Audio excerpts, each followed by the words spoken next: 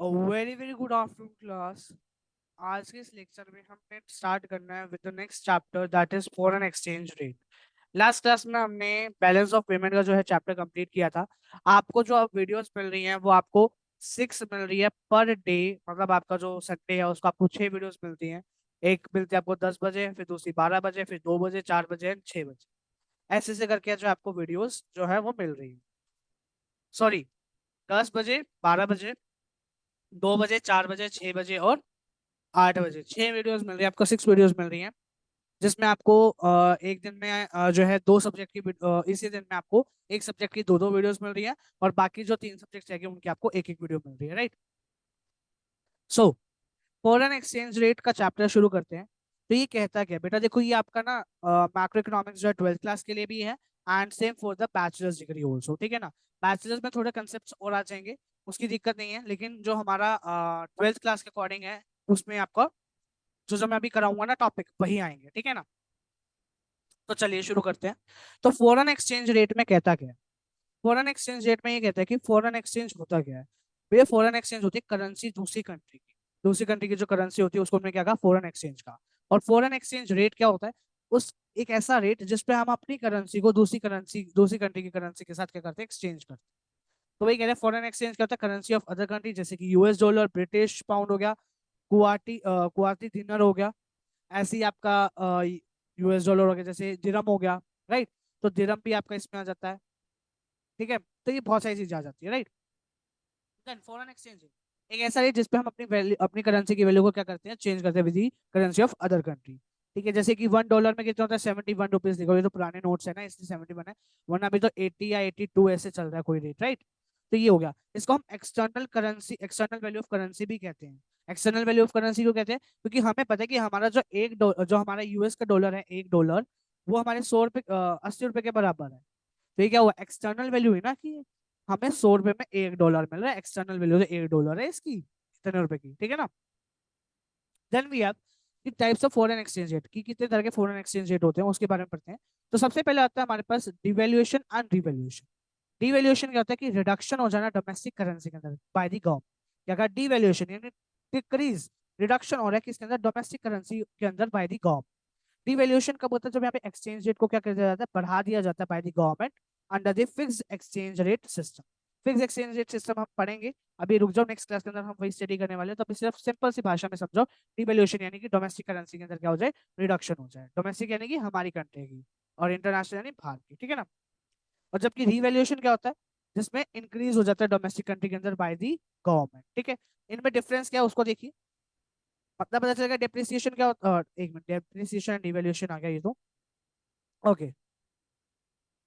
Now the topic, अब devaluation revaluation पता चल गया। आगे करेंगे एप्रिसिएशन एंड डेप्रिसिएशन, फिर आपको और इजीली कवर हो जाएगा, ठीक है ना, बस क्योंकि हमने यही करना है, एप्रिसिएशन डेप्रिसिएशन। सो यहाँ पे क्या कहता है कि डिफरेंस बताओ डेप्रिसिएशन और डिवैल्यूएशन के बीच में। डेप्रिसिएशन क्या होता है? डेप्रिसिएशन होता है, डेप्रिसिएशन अब ये वो वाला नहीं है बेटा, loss in the value of fixed asset, वो नहीं है ये कहते हैं कि मार्केट प्राइस के अंदर जो है ना, डोमेस्टिक करेंसी की जो मार्केट प्राइस होती है उसके अंदर फॉल आ जाता है। क्यों आता है? क्योंकि यहाँ पर मार्केट फोर्सेस की वजह से आ जाता है। मार्केट फोर्सेस कौन सा होता है? डिमांड एंड सप्लाई की वजह से, कि डिमांड कम चल रही है या ज्यादा कम हो रही है, तो वो क्या हो जाएगा, डोमेस्टिक करेंसी में भी फॉल जाएगा। डिवैल्यूएशन क्या होता है पता चल गया, क्या हो जाना, रिडक्शन आ जाना डोमेस्टिक करेंसी के अंदर in terms of foreign currency, foreign currency के अंदर बाय द गवर्नमेंट। गवर्नमेंट कर रही है तो डिवैल्यूएशन, मार्केट फोर्स कर रहा है तो डेप्रिसिएशन। पहली बात ये क्लियर हुई। दूसरी बात क्या कह रहा है, दूसरी बात क्या कह रहा है कि जो है डिवैल्यूएशन में प्राइस के अंदर रिडक्शन आता है, जबकि डेप्रिसिएशन में मार्केट प्राइस के अंदर रिडक्शन आता है, ठीक है। कौन करता है ये डेप्रिसिएशन को? डिमांड एंड सप्लाई, और वो गवर्नमेंट करती है। एक्सचेंज रेट सिस्टम कौन सा यूज होता है इसमें? डेप्रिसिएशन में फ्लेक्सिबल एक्सचेंज रेट और उसमें fix exchange rate system. Limit क्या होती है? जो हमारा ये होता है डेप्रिसिएशन, इसके अंदर कोई लिमिट नहीं होती है, जबकि इसमें लिमिट्स होती हैं, ठीक है। एप्रिसिएशन डेप्रिसिएशन क्या होता है? करेंसी डेप्रिसिएशन होता है डिक्रीज हो जाना डोमेस्टिक वैल्यू के अंदर in terms of foreign currency. अभी पढ़ गया डेप्रिसिएशन क्या होता है, अभी डिफरेंस किया आपने। तो ये कहते हैं कि ये जो है ना, ये डोमेस्टिक करेंसी को लेस वैल्यूएबल दिखा देता है and more of it required to buy the foreign currency. अब लेस क्या दिखाता है कि भाई यहाँ पे एग्जाम्पल से समझो, रुपी है, ठीक है, मान लो वो डेप्रिशिएट हो रहा है, कैसे, 70 रुपए से 74 हो गया $1। मतलब क्या हुआ सर, ये तो बड़ा है प्राइस, डिक्रीज कैसे हुआ, डेप्रिसिएशन कैसे हुआ? अगर हम देखें, डोमेस्टिक करेंसी तो बढ़ रही है, 70 रुपए में 70 से 74 हो रही है, तो आपको इंक्रीज दिख रहा है। लेकिन आपको ये नहीं दिख रहा कि जहां हमें 70 रुपए में पहले $1 मिल रहा था, अब हमें 74 में $1 मिल रहा है, तो हमारे लिए वो क्या है, डेप्रिसिएशन है। हमारे लिए तो डिक्रीज हो गया ना, हमें तो कम मिलेंगी फॉरेन करेंसी, हमें तो पे ज्यादा करना पड़ेगा, we have to pay more to get the more foreign currency. लेकिन हमें तो ज्यादा पे करना पड़ रहा है ना, और हमें मिल कितना रहा है, एक ही तो डॉलर मिल रहा है ना। ऐसे ही अगर एक 2 US डॉलर एक यूके पाउंड के इक्वल है, ठीक है, तो अगर मान लो क्या हो गया कि $1.5 अब एक उसके हो गया, तो क्या हो गया यहाँ पर, यूके पाउंड क्या हो गया, डेप्रिशिएट हो गया, यूके पाउंड क्या हो गया, डेप्रिशिएट हो गया, राइट। नाउ करेंसी एप्रिसिएशन, ये क्वेश्चन लिखा हुआ है, क्वेश्चन नहीं है भैया, ये टॉपिक है, ठीक है ना, क्वेश्चन गलती से इसमें फॉर्मेटिंग गलत होगी, ये फर्स्ट पार्ट, ये सेकंड पार्ट, ठीक है ना। तो करेंसी एप्रिसिएशन करेगा, इंक्रीज हो जाना, मतलब दूसरी कंट्री की क्या हो जानी, डेप्रिशिएट हो जाना। $1 में क्या हुआ, पहले 74 का मिल रहा था डॉलर, अब 70 रुपए का मिल रहा है, तो हमें क्या हुआ, फायदा हुआ, हमारी करेंसी की वैल्यू क्या होगी, बढ़ गई, एप्रिसिएशन हो गया।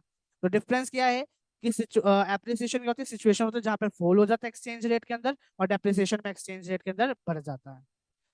डोमेस्टिक करेंसी में कहते हैं नीडेड लेस रुपए to buy 1 rupee 1 US dollar, क्या हुआ एप्रिसिएशन में, कि हमें कम रुपए देने पड़ रहे हैं US डॉलर को बाय करने में, लेकिन डेप्रिसिएशन में हमें ज्यादा देने पड़ रहे हैं। कोर्स क्या है, अगर सप्लाई बढ़ रही है, या फिर इसकी वजह से हमारा क्या हो रहा है, हमें कम देना पड़ रहा है, सप्लाई बढ़ती जा रही है तो हमें कम सस्ता मिल रहा है, या तो डिमांड कम हो गई है, या तो फिर अगर डेप्रिसिएशन कभी डिमांड बढ़ जाएगी तो वो प्राइसेस बढ़ा देंगे, या तो डिक्रीज इन सप्लाई, सप्लाई कम हो रही है तो वो क्या कर देंगे, प्राइसेस बढ़ा देंगे, ठीक है ना, हमने पढ़ा था ना। ठीक है, देन एग्जाम्पल वही चीज है, आपको ऊपर मैंने दे दिया इसका example. The next topic we will do in the next class, तब तक के लिए bye bye, thanks for watching this video. अगर आपको कोई डाउट है तो आप डिस्क्रिप्शन कमेंट डाउन करिए, आपको मैं उसको रिप्लाई करूंगा, या फिर आप मेरे को कांटेक्ट कर सकते हैं on my WhatsApp number. And my WhatsApp number आपको मैं दे देता हूँ, 9817561980। कोई भी डाउट है आप इस पे कॉल करिए और आप डाउट ले सकते हैं, या व्हाट्सएप कर दीजिएगा, कॉल पिकअप नहीं होता आप व्हाट्सएप कर दीजिएगा, ठीक है। तो मिलते हैं आपसे नेक्स्ट क्लास में, तब तक के लिए bye bye, thanks for watching this video everybody.